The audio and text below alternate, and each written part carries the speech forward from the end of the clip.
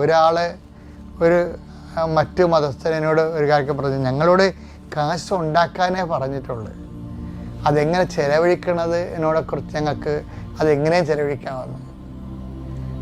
അതായത് അദ്ദേഹം പറഞ്ഞതാണ്, അതായത് ഞങ്ങളെ സംബന്ധിച്ചിടത്തോളം കാശ് ഉണ്ടാക്കാനേ പറഞ്ഞിട്ടുള്ളൂ, എങ്ങനെ ഉണ്ടാക്കാം, അതാണ് പ്രശ്നം. കാശ് എങ്ങനെ ഉണ്ടാക്കാനേ പറഞ്ഞിട്ടുള്ളത്. അപ്പം അതുകൊണ്ട് അവരെന്ത് ചെയ്യും, എല്ലാ മാർഗങ്ങളും ഉപയോഗിക്കും. അപ്പം ക്രിസ്തുവിലായിരിക്കുന്നവൻ എന്നെ സംബന്ധിച്ചിടത്തോളം എപ്പോഴും അത് എങ്ങനെ ഉണ്ടാക്കാൻ പറ്റത്തില്ല, ഫലങ്ങൾ അത് ചെയ്യും. അതായത് ചീത്തഫലങ്ങൾ ഉണ്ടാക്കുന്നതിന് ചീത്തഫലങ്ങൾ ഇപ്പം നിനക്ക് കിട്ടിക്കുന്ന പണം കൊണ്ട് നീ ഇപ്പം അതുകൊണ്ടല്ലേ ക്രിസ്ത്യൻസൊക്കെ ഈ ബാറൊക്കെ ഉപയോഗിക്കുന്നില്ലേ ഇല്ലേ? അപ്പം അവരെ സംബന്ധിച്ച് അവരുടെ മുമ്പിലുള്ള ഓപ്ഷൻ ഒന്നെങ്കിൽ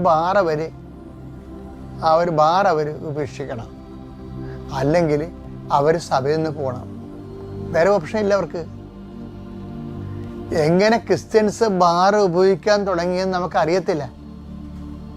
ഉദയംപുരം സൂനദോസിൽ ഇവിടെ നേരത്തെ കള്ള് കച്ചവടമൊക്കെ ക്രിസ്ത്യാനിക്ക് ഉണ്ടായിരുന്നു, അതെല്ലാം ഉദയംപുരം സൂനദോസ് അവസാനിപ്പിച്ചതാണ്. പിന്നെ ഇടക്കാലം കൊണ്ട് വീണ്ടും പഴയ തിന്മകൾ ക്രൈസ്തവ സഭയെ നമുക്ക് എല്ലാ ബിസിനസ്സും ചെയ്യാൻ പറ്റത്തില്ല.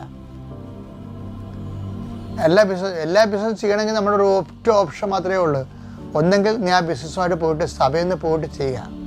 സഭയുടെ അകത്ത് നിന്നുകൊണ്ട് നിനക്ക് ബാർ കച്ചവടം നടക്കത്തില്ല. അത് സിമ്പിളല്ലേ.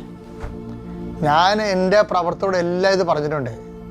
നിങ്ങളുടെ മുമ്പിൽ ഒരു ഓപ്ഷനേ ഉള്ളൂ, ഒന്നെങ്കിൽ സഭയിൽ നിന്ന് പോവുക, അല്ലെങ്കിൽ സഭയുടെ നിൽക്കണമെങ്കിൽ ഇങ്ങനെയുള്ള മ്ലേച്ഛമായ ലാഭങ്ങൾ ഒഴിവാക്കുക.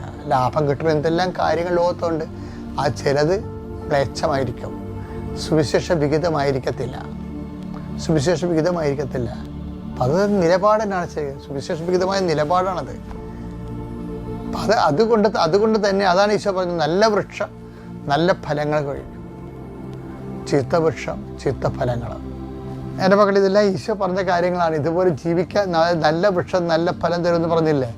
നല്ല ഫലങ്ങൾ പുറപ്പെടുവിച്ച് ജീവിക്കുന്ന 10,000-കണക്കിന് മനുഷ്യർ നമുക്ക് ചുറ്റുമുണ്ട്. അവരാണ് നമ്മുടെ ഭീഷണി, അല്ലാതെ പിശാചല്ല ഭീഷണി.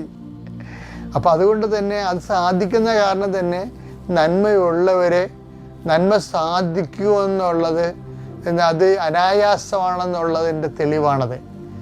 അപ്പം അതത്ര നന്മ ചെയ്ത് ജീവിക്കുക എന്ന് പറയണത്, സുവിശേഷ സാക്ഷിയായി ജീവിക്കുക എന്ന് പറയണത് കർത്താവിൻ്റെ കൃപയിൽ അധിഷ്ഠിതമായതുകൊണ്ട് അത് ആശ്രയിച്ച് ജീവിക്കുന്നവർക്ക് അത് സാധ്യമാണ്. അസാധ്യമായ കാര്യമല്ലത്.